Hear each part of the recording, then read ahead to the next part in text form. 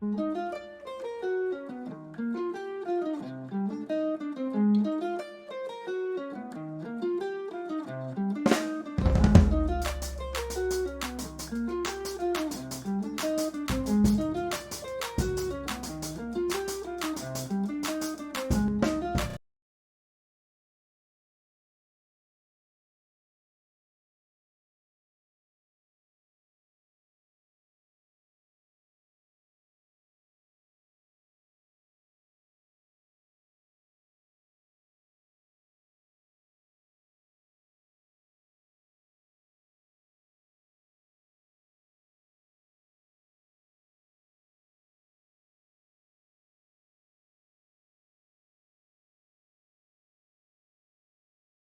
you want to hear how I got started in solar cooking? Yes.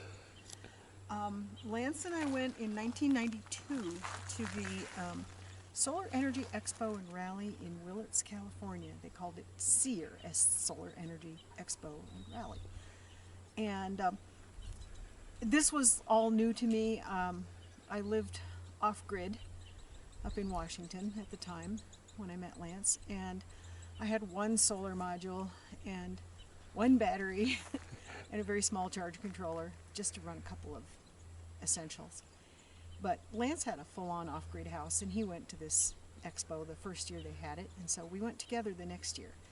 And there was a guy there dancing around a box of boiling with a jar of boiling beans in it, and his name was Joseph Radabaugh. And I was just intrigued because I love to cook, and the idea that you could just put the beans in a jar in a box and turn it towards the sun and cook was wonderful. So I bought first I bought Joe's one pager from him, and then I was already a Home Power subscriber, and I saw that he had a whole book, and so I bought the whole book. This is the second edition. I don't have my original first anymore because I gave it away. And I built my own box to cook. Joe's Sunstar cooker, which is still, I think, the absolute best homemade cardboard solar cooker there is. And it works every bit as well as these commercial sun ovens, but these hold up better if the wind blows them. The wind doesn't make them blow over, and they can take a little bit of rain.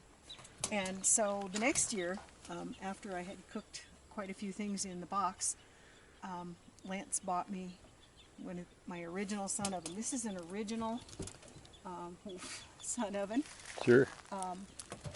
Made by Burns Milwaukee. And I actually have all three generations. This is the oldest one, this is the newest one, and then middle generation was a black one. And this is what I do all my solar cooking in these days, because I'm basically using it as an oven. I don't need a parabolic cooker because I have other methods for stovetop cooking that fit in with our integrated off-grid energy scheme. And I'll tell you more about that when I buy my other cooker. So in summer I bake mostly bread, lots of bread. I put tea kettles of dishwater in here. I bake casseroles, and I bake cakes. My favorite style of cake is a loaf-style snacking cake, chocolate or poppy seed or carrot, and that's mostly what I do with them. Sure. You leave these out, but you have them under a overhang roof thing, right? I do have a kind of an open garage to store them in. Sure. When I'm not using them. One of the other things I like about the sun ovens is they fold up and just put away. Yep. So. Yeah, and you saw my little get up in the back there with the tarps over the carts. And I did see your wonderful array of solar cookers. I could only show you maybe to have added one to that. Yes, there's one other guy, and you know who has it? His name is Stan Wells. Uh-huh. He has 400 acres on a mountaintop near Lake Sonoma. Oh, really? That is it is only 4-wheel drive. And he's got a sun flash? And he's got a sun flash. Yeah. It's like we're the only two that we know because We were a little worried about the sun flash. I'm going to show you this. See this here? Oh, sure. Yes. The sun flash did that. Yep. They get things so hot that Yeah. if they're aimed carelessly, Yeah. Well, you can melt stuff. or you don't know that because the wind can, like I had, did I show you my charred piece of 2x4? No. What happened was I have the SK14, which is a 1.4 meters, and 750, which is 750 millimeters. Always keep them pointed down. Parabolic. And yeah, parabolics, and I've got them bungee corded. Yeah.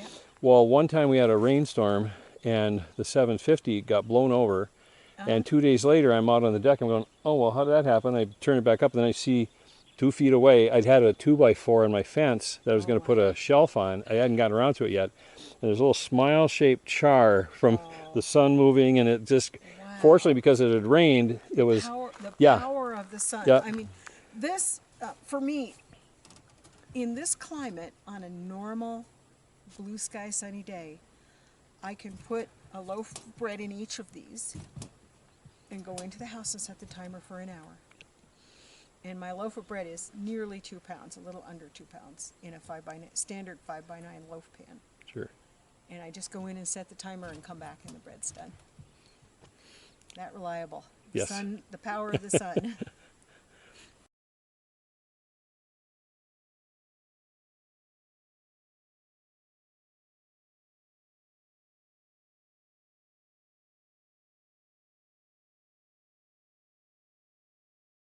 Yeah, and you can look at the solar array. I just got done doing a job on part of it. Oh, nice.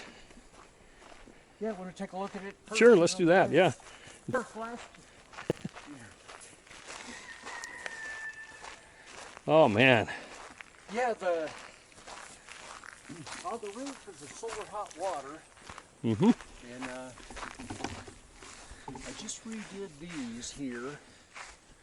They were done kind of on the cheap, and the modules were good, but the racks were good, but you had to climb up a long ladder and mess with them. So now you just hook a crank on and tip them up and down from the ground. Sure. From racks from Montana Solar. Yep. And they custom made these big ones for me to fit the poles that I already had. All right.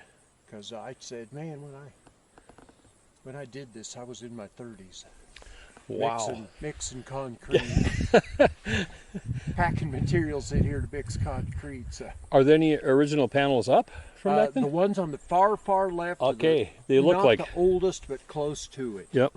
They look like the Yeah. back from the like 70s. I remember they look kind of that color and Yeah. that style. Yeah, those are from the early 80s, and I've got 4 older ones, but they just have kind of a postie on the back that you hook a wire to. Oh, sure. And I was afraid that'd freak out the building inspector when they came out to look Oh, at yeah. the stuff. They got to do that. Yeah. So at least these were the first ones that had junction boxes on them. Sure. But the last time the poor guy came out, I showed him the stuff. He wanted me to explain my ground system, and I started in on it. And he said, "Oh, that's okay." Signed the thing, and he was out of here. Yeah, so you can see right there's the junction boxes, Sure. and it all goes back to the house except for the part that goes to the shop. Ah. So it's kind of divided up that way. PV orchard. It's kind of an orchard of PV panels sure. and fruit trees. And I just finished picking the last of the apples this morning because the Stellar Jays are starting to peck on them. Oh. So we are about 2 months past our first fall frost here. Oh, wow. Because it always frosts. One year it didn't frost in August. Mm-hmm. But, so that's why we've got covers on all kinds of things. Sure. 'Cause it's going to be 29, 28 tonight. Oh, that's my right. Prediction, yeah. Okay. Okay. It's been 20. It was 27 this morning.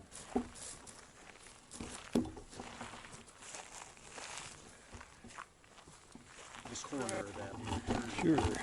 I need to take a look at these. Look healthy. Yeah. Sure.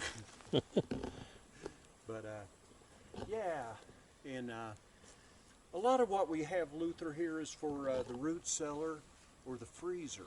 Mm-hmm. And everything that goes in the freezer except for this is already up into the root cellar. And then see, we'll have like the kohlrabi here. Sure. And, Oh, kohlrabi, yes. yeah, and Jennifer just got through liquidating this bed of peas here. Here's the chopped up peas. Okay. That's part of what we'll have for dinner. Nice. Yeah, and there's leeks, see, for the root cellar. And more lettuce under the covers. Greens grow well here, Luther, so I've got Sure. lots of them, as you can see. Yeah. See mixed greens here. Mm-hmm.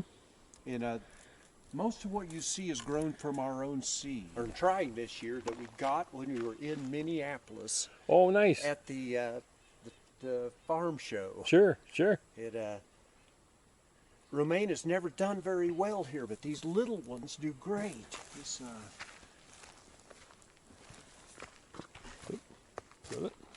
yeah, cilantro. Cilantro. Is Yes. one of the food groups here. Strawberries.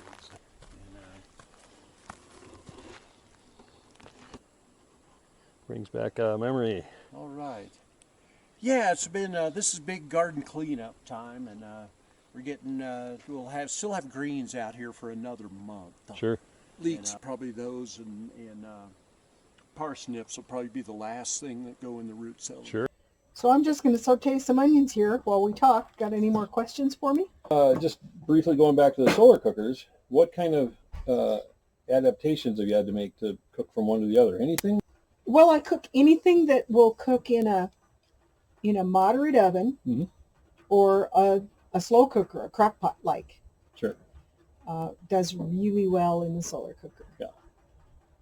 You can do some other stuff, but it takes a little finagling sometimes. I have made sourdough bread, which normally people cook in a really hot oven. Sure. In my solar cooker, and my only adaptation was to put it in just before it was, a little before it was risen to perfection, Sure. because it will finish rising in the solar cooker a little bit. Mm-hmm. And I do that with all my yeasted breads, in fact. Sure. I put them in a little earlier than I would put them in a regular oven. Yeah. And I love casseroles made with rice. Actually, if I'm making a stir fry or a curry, sometimes I'll just bake my rice in the sun oven. Sure. To bake rice, you just put it in a covered casserole dish. Yep. Two parts water and 1 part rice. There you go.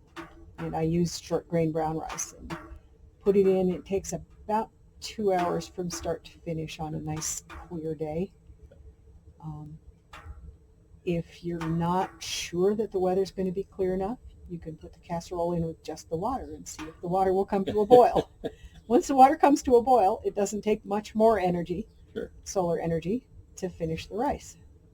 Okay. So any last slicing and dicing out here, or is it all already? I have all my little prep bowls full of vegetables. Sure. So, Yeah. ready to go? We need the Julia Child overhead. Yeah. Okay, here's another one. Yeah.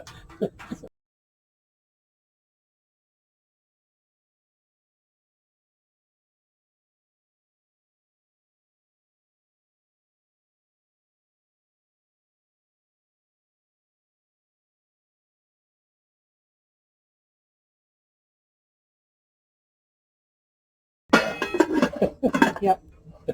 And I just fed this fire, so very shortly here, this pan is going to be cranking along. Sure. I've got my timer out here for the pasta. Oh yes. Yeah, and I've got 2 beds of it, and I pick some for Jennifer every day. And there's beets here, more potatoes. The potatoes have to stay under cover quite a bit here because the tops will just get frozen off. And if I didn't learn to overcome that, dealing with the cold, I would throw away all the tremendous advantages we have.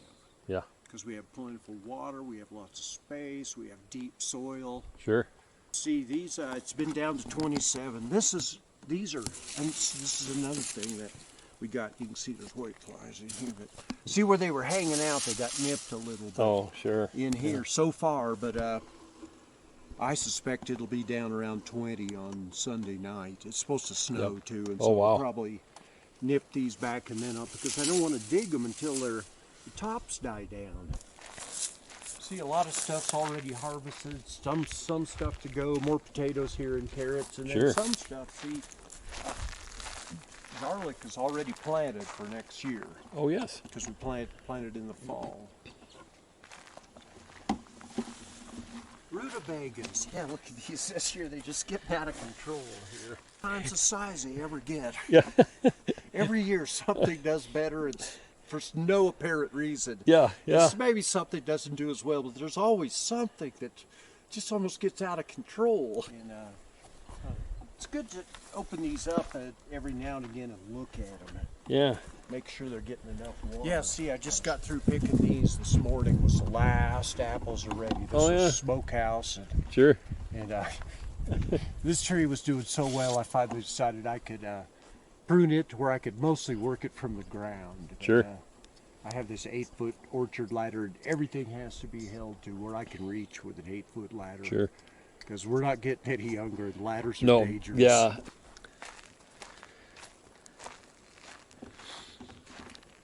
So all the potatoes are up? Yeah, see, so there's this much left. I've got 3/4 of it dug. Okay. And there were these 2 rows, and looks like I'm going to get a little over 400 pounds out of this. Nice. Potatoes, Nice. yeah, and we have some in the other part of the garden you saw, and that will last us till July, till we start digging new ones again. Yeah, Great. see, and I've got a lot of cover crops in here because this is our newest part of the garden. I'm still working on building up the soil. Trollers are made to run on 9-volt batteries, Okay. and so I have this little solar panel there that runs it, and it charges up my 12-volt battery, and then I've got a little boost controller. Sure. Raises it up to my 18 volts that they're supposed to run on, and this one runs the irrigation and the misting in the hoop houses, and this one runs this area. And as you can see, it's still got 4 minutes to go till it's today's Okay. watering of this cabbage and Brussels sprouts is finished. So I'm going to light this stove and talk about why I'm using wood. Sure. So this is a cylinder stove made in Utah, and it's made for horse packers, so it's made to get put away in the winter. Nice. That's why I use this kind. We don't have a fancy summer kitchen. This is the low budget off-grid homestead. And as you can see, we're surrounded by forest. And so Lance once went on a forestry tour led by native peoples from the Warm Springs tribe. And as one of them said to him, this material is going to burn. We get to choose how. Because like us, they live in a fire-adapted type of ecosystem. That means that historically, there have been fires across the landscape, frequent fires. And because they were frequent, the forests adapted to them, and the fires were low intensity and didn't kill the trees. And so it's hunting season. Sure. So we, the settlers, came here, and the first thing that we did was decide that fire is bad. And so that caused a buildup of fuels across the landscape, which meant that when fires did come, because they had been suppressed for a while and fuels built up, when fires did come, they would be hotter and more devastating and more likely to kill the trees. And so Lance and I are trying to bring our 40 acres back to a fire-adapted condition. And what that means for us is that we have pruned the lower branches on the trees, and that we pick up branches that fall to the ground, the litter, and use it. Keeps it from building up and making a fuel buildup condition. Sure. And so in summer, the solar cookers are my oven, because this is obviously not an oven, it's a stovetop. And this is my stovetop. In winter, we use the thinnings from the forest out here to heat the house, heat our hot water, and cook, all on the same stove. How frequently do you go out to gather? In the summer, about every 3 or 4 days. Okay. You know, it depends on how much cooking I'm doing. I actually Sure. do my canning on this too. Well, nice. Yes. And you're canning your own stuff, right? From your own We garden? are canning, in large measure, the stuff out of the garden. Yeah. Yes. Yeah. And dinner tonight, which I've got ready here, ready to cook, is going to be all stuff out of the garden. It'll take a little nice. while. We might not want to record for the whole thing. That's quite all right. The more I watch it, the more hungry I get. Well, I'm going to be, as I cook, I'm going to be talking about the recipe. This is what I call world's best tuna pasta, because there's no cream sauce. It's all vegetables and tuna. Everything from the homestead except for the tuna. Yep. For dinner, and the pasta for dinner Have a tonight. long pull. Yep. It's cauliflower, carrots, and radishes. Sometimes we have summer squash, and we add that too. Yes. We'll zoom in there. Wish we had smell vision. That's just the onions you smell. Yeah, but that's enough. Okay, everyone has a dish of tomatoes with a fork? Not yet. Okay, forks are coming. I've only Okay. got Luther, I'm going to take your dinner Okay. right over